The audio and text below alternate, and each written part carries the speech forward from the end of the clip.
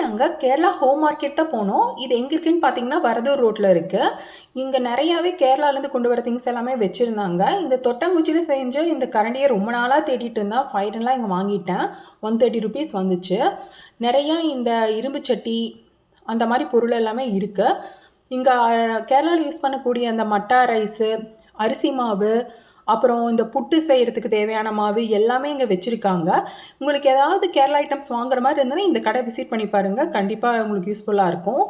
நிறைய கோகோனட்ஸ் ஆயிலுமே இருந்துச்சு. Ayurvedic oils எல்லாமே வச்சுருந்தாங்க. நிறைய விதமான ஊறுகாயுமே இருந்தது. பீட்ரூட்லலாம் கூட ஊறுகாய் செய்வாங்க அப்படிங்கிறத நான் இப்போ தான் பார்க்குறேன். அப்பளமுமே நல்லாச்சு. கேரளா அப்பளம் ரொம்பவே ஃபேமஸ்ஸு. எங்கள் வீட்டில் அப்பளம் எல்லாருமே ரொம்ப நல்லா விரும்பி சாப்பிடுவாங்கங்காட்டி நான் ஒரு பேக்கெட் அப்பளம் மட்டும் வாங்கினேன்.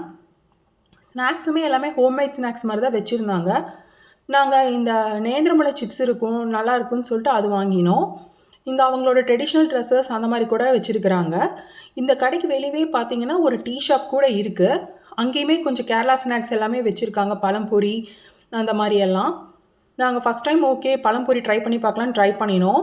இங்கே கேரளானாவே ஃபேமஸ்ஸு டீ தானே. எல்லாமே டீ தான் வாங்கி குடித்தாங்க. நாங்கள் காஃபி தான் ஆர்டர் பண்ணோம். பட் அவங்க எங்களுக்கு டீ தான் சர்வ் பண்ணினாங்க. உங்களுக்கு ஏதாவது கேரளா ரிலேட்டட் ஐட்டம்ஸ் வாங்குற மாதிரி இருந்தால் அந்த கடை கண்டிப்பாக விசிட் பண்ணி பாருங்கள். தேங்க்ஸ் ஃபார் வாட்சிங்.